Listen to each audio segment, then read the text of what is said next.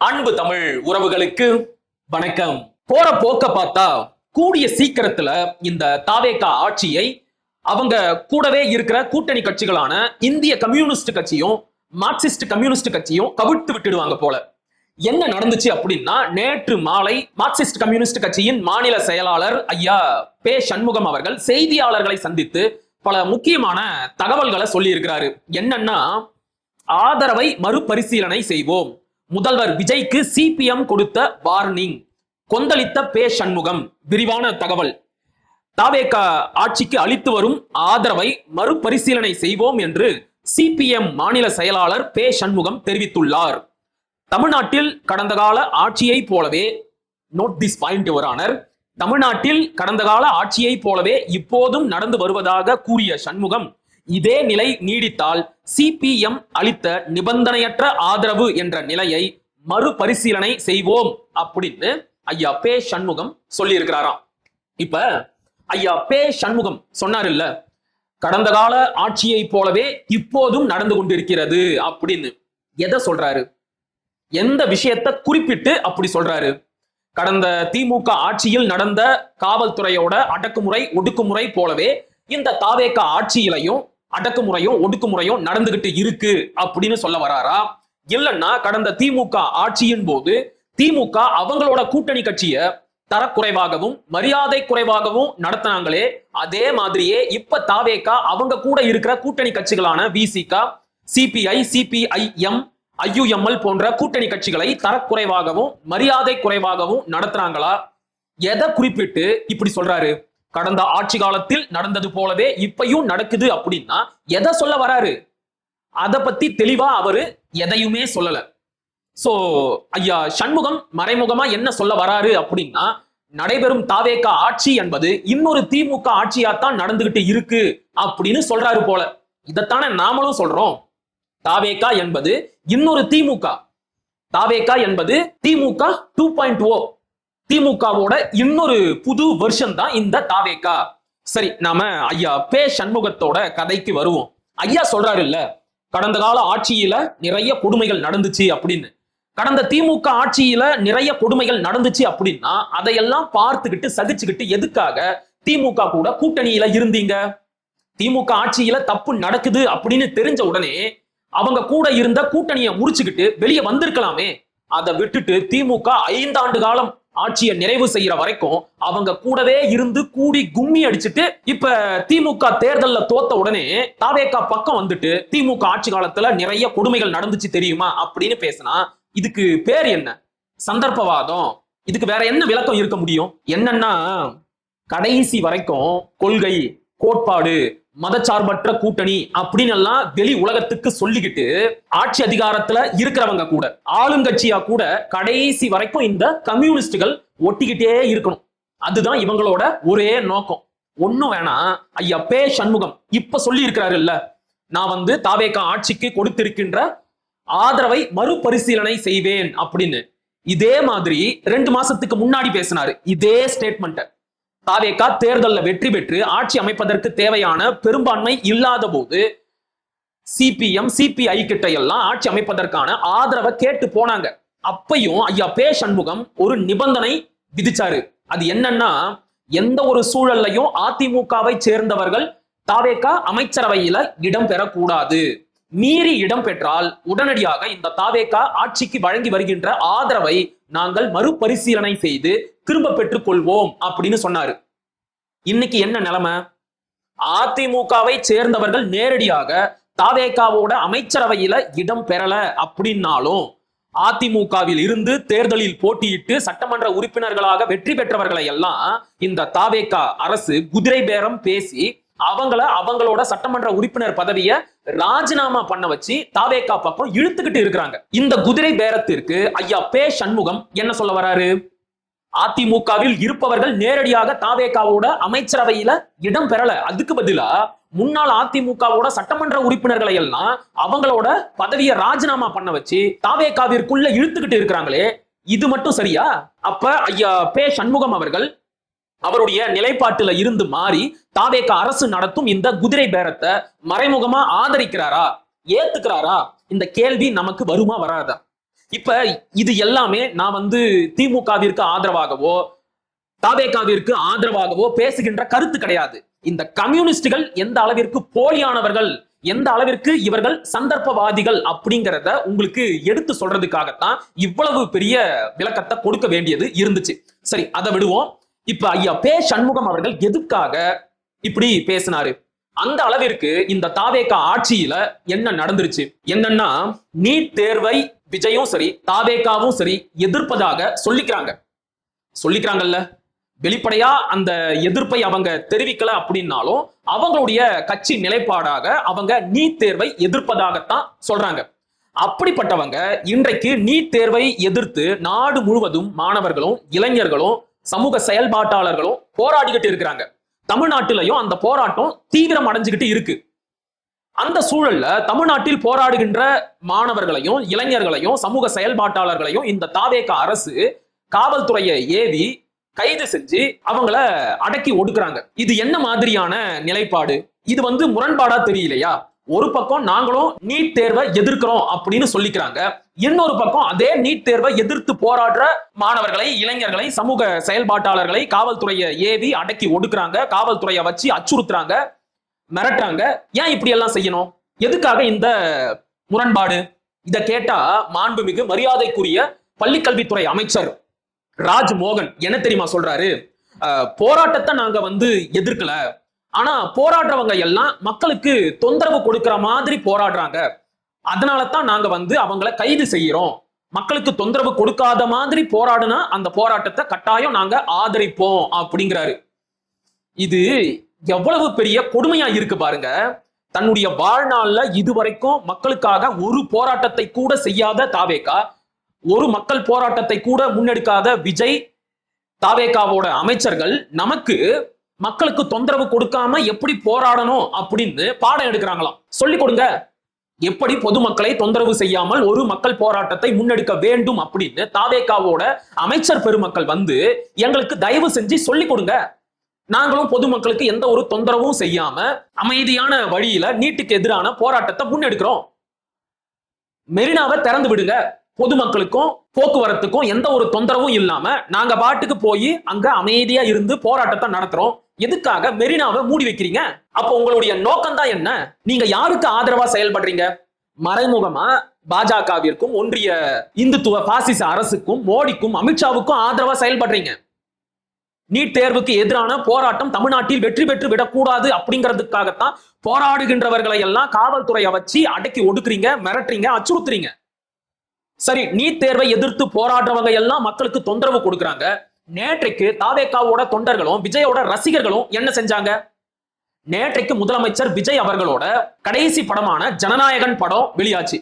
அந்த படத்தை கொண்டாடுறோம் அப்படின்னு சொல்லிக்கிட்டு தாவேகாவோட தொண்டர்களும் சரி விஜயோட ரசிகர்களும் சரி சாலைக்கு போக்குவரத்தை மறிச்சிட்டு பொதுமக்களுக்கு தொந்தரவை கொடுத்து வணிகர்களுக்கு மிகப்பெரிய இடையூறை ஏற்படுத்தி பல அராஜகங்களை செஞ்சாங்க. அதெல்லாம் மட்டும் சரியா? அதை பற்றி மாண்புமிகு மரியாதைக்குரிய பள்ளி கல்வித்துறை அமைச்சர் திரு ராஜ்மோகன் அவர்களின் கருத்து என்ன? இதுக்கு மட்டும் வாயை திறக்க மாட்டேங்கிறீங்க. அப்ப மட்டும் வாய்க்குள்ள என்ன வச்சிருக்கீங்க? படம் பார்க்க போறேன் அப்படின்னு சொல்லிக்கிட்டு நேற்றைக்கு மட்டும் விஜயோட ரசிகர்களும் தாவேகா தொண்டர்களும் எத்தனை இடத்துல திரையரங்கத்தோட கண்ணாடி கதவுகளை உடைச்சிருக்காங்க தெரியுமா? விஜயோட கட் அவுட்டுக்கு பாலாபிஷேகம் செய்யறோம் அப்படின்னு சொல்லிக்கிட்டு போக்குவரத்தை மறிச்சு பொதுமக்களுக்கு தொந்தரவை கொடுத்து நடு ரோட்டிலேயே விஜயோட பதாகைக்கு பாலாபிஷேகம் பண்ணி இருக்கிறாங்க. ஆட்டை வெட்டி ரத்தத்தால அபிஷேகம் பண்ணி இருக்கிறாங்க. இதெல்லாம் சரியா? இதையெல்லாம் தாவேகாவோட காவல்துறை ஏன் தடுத்து நிறுத்தல?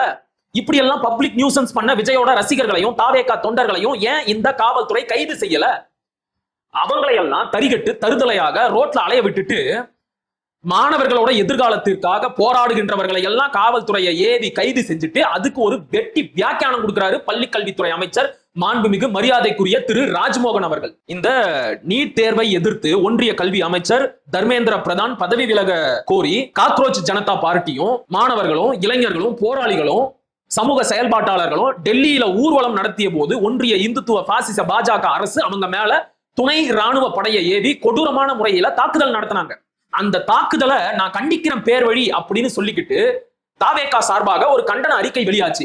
அதை எடுத்து பாருங்க உறவுகளே. அந்த கண்டன அறிக்கையில எந்த ஒரு இடத்துலையும் பாஜக, மோடி, அமித்ஷா அப்படிங்கிற பெயர்களே இருக்காது.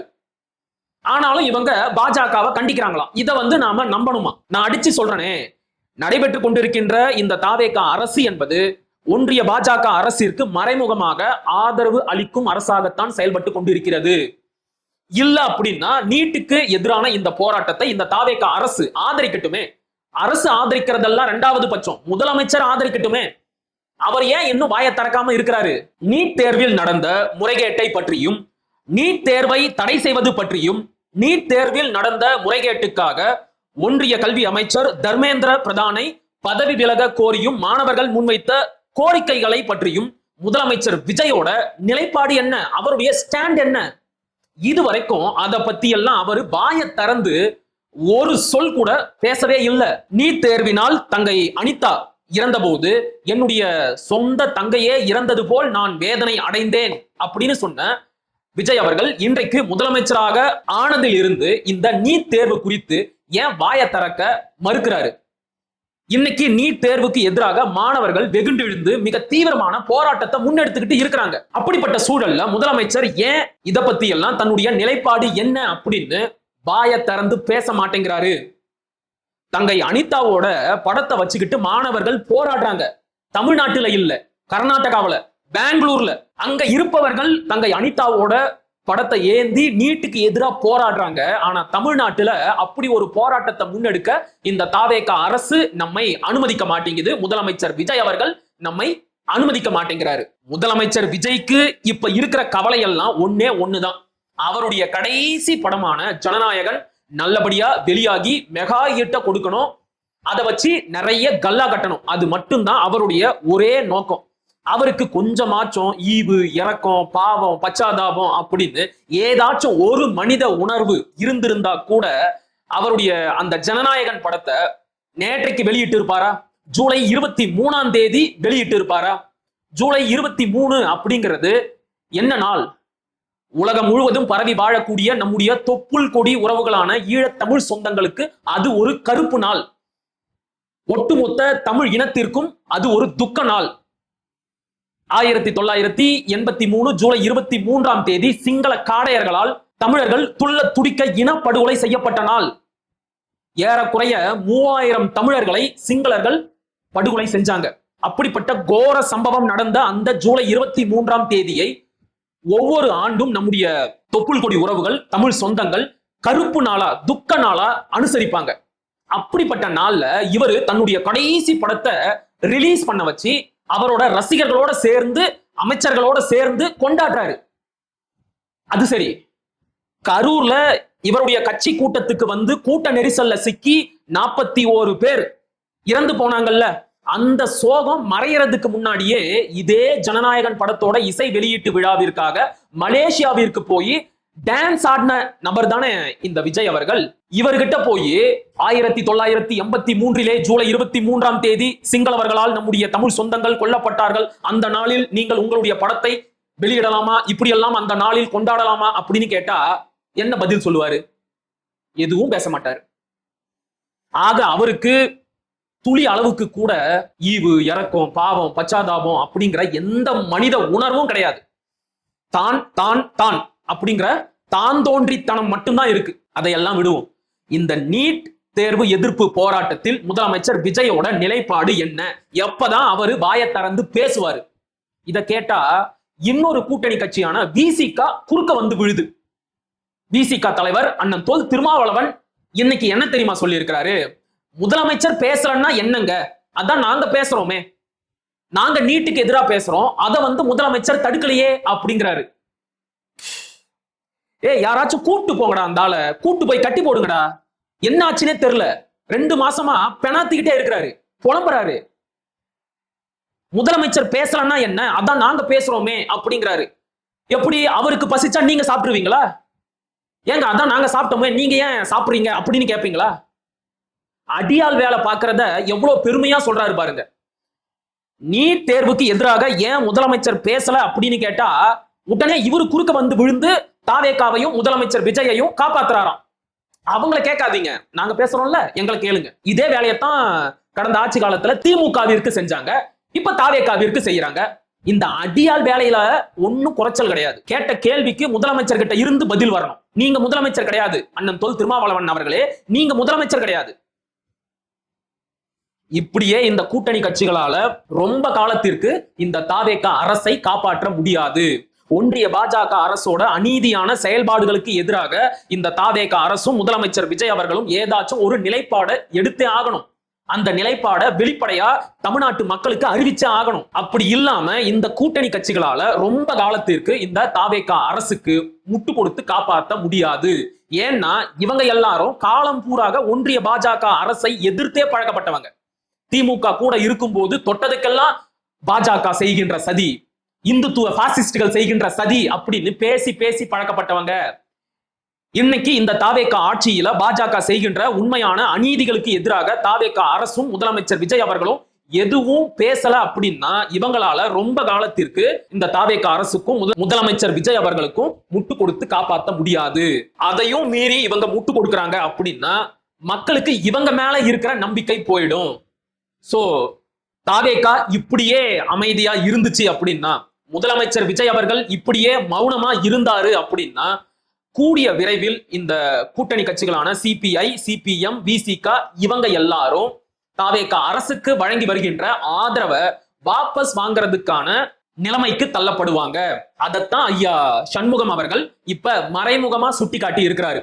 இன்னைக்கு வேணும்னா கூட அது நடக்காம போயிடலாம். ஆனா இன்னும் 2 வருஷத்துல, குறிப்பா 2029 நாடாளுமன்ற தேர்தலின் போது அது நடப்பதற்கான வாய்ப்பு அதிகமா இருக்கு. ஏன்னா நாடாளுமன்ற தேர்தல்ல ஒன்றிய பாஜக அரசை எதிர்த்து பேசணும். அங்கேயும் விஜயும் தாவேகாவும் திமுகவை எதிர்த்து பேசினா அது செல்லுபடி ஆகாது. நாடாளுமன்ற தேர்தல் என்பது பாஜகவிற்கு எதிரான தேர்தல். அந்த நேரத்துல விஜயும் தாவேகாவும் பாஜகவை எதிர்த்து பேசணும். பேசுவாங்களா? வாய்ப்பே கிடையாது. கரூர் சம்பவம் நடந்ததுல இருந்து பாஜக அப்படிங்கிற கட்சி பேரை கூட விஜய் சொல்லல. அவர் எப்படி நாடாளுமன்ற தேர்தல் பரப்புரையின் போது பாஜகவை எதிர்த்து பேசுவாரு? அப்படிப்பட்ட சூழல்ல பாஜக எதிர்ப்பு போராளிகளான இந்த சிபிஎம், சிபிஐ, விசிக இவங்கெல்லாம் எப்படி தாவேகா கூட இருப்பாங்க?